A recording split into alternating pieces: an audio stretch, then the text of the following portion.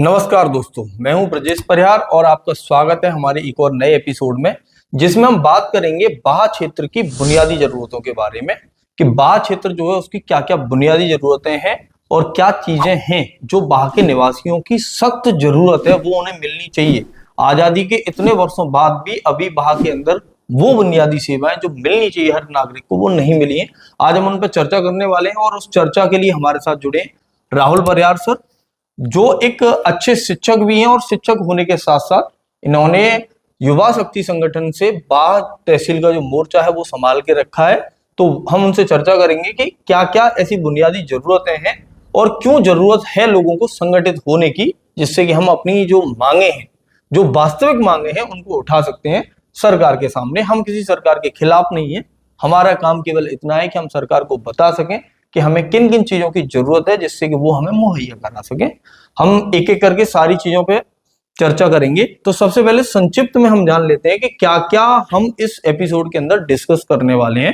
तो हम राहुल सर से जानेंगे कि सर आपके हिसाब से क्या क्या बुनियादी जरूरतें हैं बाह क्षेत्र की। बहुत बहुत धन्यवाद ब्रिजेश सर, जो आपने मुझे इस महत्वपूर्ण टॉपिक पर बोलने का मौका दिया।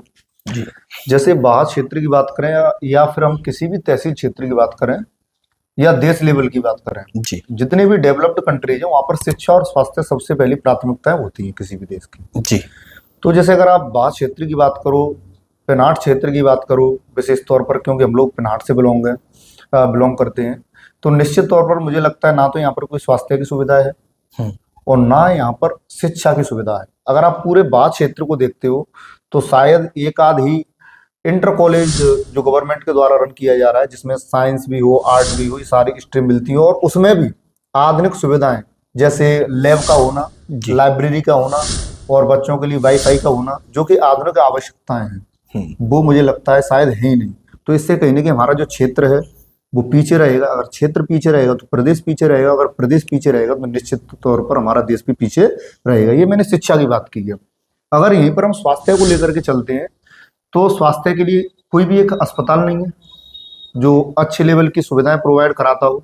अगर किसी के साथ कोई दुर्घटना होती है तो शायद उसे सीधा आगरा ही जाना पड़ेगा, क्योंकि पेनाट में ऐसी मशीनें नहीं है और ऐसे डॉक्टर्स नहीं है जो भाई उनका इलाज कर सके। तो ये तो बहुत ज्यादा महत्वपूर्ण मुझे लगता है चीजें हैं जो होनी चाहिए किसी भी तहसील के पास। बिल्कुल, ये आप बिल्कुल सही कह रहे हैं सर कि अगर हम बाह तहसील की बात करें तो बाह तहसील में मैं भी बहुत सारी जगहों पे घूमा, चीजों के बारे में मैंने रिसर्च किया। तो आप जो कह रहे हैं स्कूल की जो बात है, स्कूल का मुद्दा वास्तव में एक ऐसा मुद्दा है वो जेन्युइनली हर सरकार को, जो भी सरकार है इस समय पे, जैसे हमारी भारतीय जनता पार्टी की सरकार है, तो उनको इस चीज पे ध्यान देना चाहिए कि बाह तहसील के अंदर, इस पूरी की पूरी तहसील में आप गिनोगे तो आप के हाथ में कुल 10 उंगलियां हैं, लेकिन आप 10 सरकारी इंटर कॉलेज नहीं निकाल सकते। 10 छोड़ो, आप एक हाथ की उंगलियों को भी ऐसे करके काउंट करोगे तो सरकारी स्कूल आपको नहीं मिलेंगे जिनमें साइंस, आर्ट और कॉमर्स तीनों ही स्ट्रीम अवेलेबल हो, जो बच्चों को एक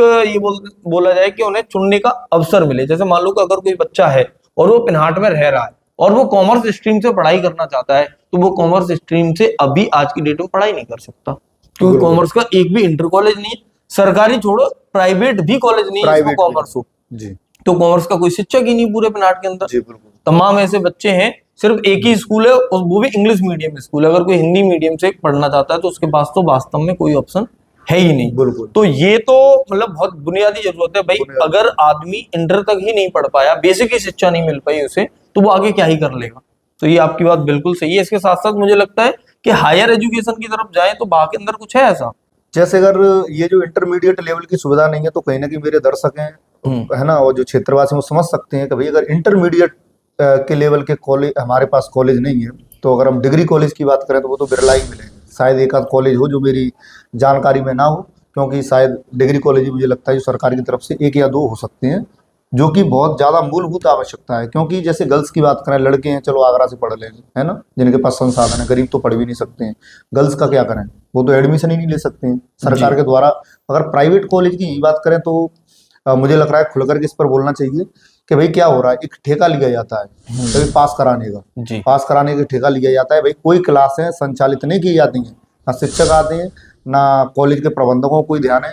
बस एक एडमिशन हो गया, डायरेक्ट आपके एडमिट कार्ड आपको दिए जाएंगे और आपको क्या करना है, परीक्षा में भाग लेना है, ये हम साक्षरता दर तो बढ़ा रहे हैं, लेकिन वास्तव में देश को किस दिशा की तरफ लेकर के जा रहे हैं। तो ये गंभीर मुद्दा है, सरकार को इस पर विचार करना चाहिए। और ये खुली हुई चीज है, कोई छिपी हुई चीज नहीं है, बच्चे भी जानते हैं, टीचर भी जानते हैं, मुझे लगता है प्रशासन भी इससे होना चाहिए परिचित कि ये चीजें हो रही हैं। जैसे आप ये कहना चाहते हो कि जो भी डिग्री कॉलेज हमारे बाढ़ क्षेत्र के अंदर चल रहे हैं, ये सिर्फ बाढ़ क्षेत्र की बात कर रहे हैं या पूरे आगरा जिले मुझे की लगता है ये जो भीमराव अंबेडकर यूनिवर्सिटी है, doctor BR Ambedkar university Agra से जो भी एफिलिएटेड हैं, वो सारे के सारे स्कूल मतलब कॉलेजों में धांधली चल रही पूरी लागत से। आप शमशाबाद जाइए, फतेहाबाद जाइए, पेनाट क्षेत्र देख लीजिए, कहीं भी देख लीजिए, सेम चीजें हो रही हैं। मतलब नकल जी कराओ अभियान चल रहा है, नकल कराओ अभियान चल रहा है, पढ़ाओ अभियान चल ही नहीं रहा। पढ़ाई से कोई मतलब बिल्कुल सही बात कह रहे हैं आप कि ये जो सर ने जो बात की है, अगर आप लोग इससे अवगत हैं, आप जानते हैं इस बारे में, तो आप शांत हैं,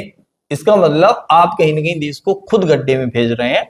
क्योंकि एक अच्छे व्यक्ति के चुप रहने से ज्यादा नुकसान होता है, बजाय 10 बुरे आदमी बोले ना बोले उनसे कोई फर्क नहीं पड़ता। जो सह रहा है असली गुनहगार वही होता है। तो जो बच्चे वास्तव में पढ़ाई करना चाहते हैं, तो उनकी तो ये मान लो कि जिंदगी तबाह की जा रही है एक तरह से पढ़ाई के नाम पर, कि आप आओ हम आपको डिग्री बांटेंगे, डिग्री बांटो अभियान चलता है कि फ्री में आप डिग्री ले जाओ, आपको पढ़ने आने की कोई जरूरत नहीं है। आप BSc की डिग्री है आपके पास, पर आपको BSc की फिजिक्स में या केमिस्ट्री में या बायोलॉजी में या मैथ में पहला चैप्टर कौन सा है ये आपको नहीं पता है। कोई मतलब ही नहीं बनता है, सब्जेक्ट भी शायद अच्छे से क्लियर ना हो कुछ कि कौन कौन से हम पे सब्जेक्ट हैं। बिल्कुल, तो इस पे तो बहुत सख्त काम प्रशासन को करना चाहिए, क्योंकि ये प्रशासन का काम है कि अगर हम नकल ही न रोक पाए तो शायद हम बुनियादी शिक्षाएं जो देने की बात करते हैं वो नहीं दे पाएंगे। क्योंकि जब तक बच्चा खुद ही नहीं पढ़ेगा तो हम उसे एजुकेटेड कैसे कह देंगे। इससे वास्तव में आप जो कह रहे हो साक्षरता ही बढ़ा रहे हैं। बिल्कुल, या फिर खुल करके चीजें कर दी जाए। जैसे अगर साक्षरता बढ़ानी है तो वही खुल करके चीजें कर दी जाए कि भाई हम लोग क्या है कि बच्चों को डिप्रेशन में नहीं लाना चाहते हैं और ज्यादा से ज्यादा बच्चों को डिग्रियां देना चाहते हैं। तो अगर वो चीजें खुल करके हो या प्रशासन का आदेश आए, अगर अभियान चलाई ही जा रहा है तो शायद खुल करके आना चाहिए। तभी आप नकल कीजिए, कोई रोक टोक नहीं है, मॉडल ले जाइए और नकल करो। और फिर उसमें भी जैसे 3 या 4 साल का टाइम लगाने की क्या जरूरत है। जैसे मान लो 3 साल की एक ग्रेजुएशन की डिग्री होती है, मतलब BSc किसी ने की तो 3 साल में कंप्लीट होगी, BA की तो 3 साल में कंप्लीट होगी। तो BA BSc का एक पूरा पैकेज निकाल देना चाहिए इन्हें तो, कि आपको हम 20,000 या 25,000 या 50,000 रुपए आपको पे करने हैं, आप तुरंत की तुरंत महीने भर के अंदर अपनी डिग्री लेके जाइए। मैं दर्शकों को एक बात बताऊं, ये चीज आपको हास्य पर जरूर लग रही होगी, लेकिन इसे गंभीरता से लेना चाहिए। क्योंकि अगर डिग्री बांटने का ही काम हो रहा है तो भाई 3 साल क्यों खराब करें। बिल्कुल सही बात है सर।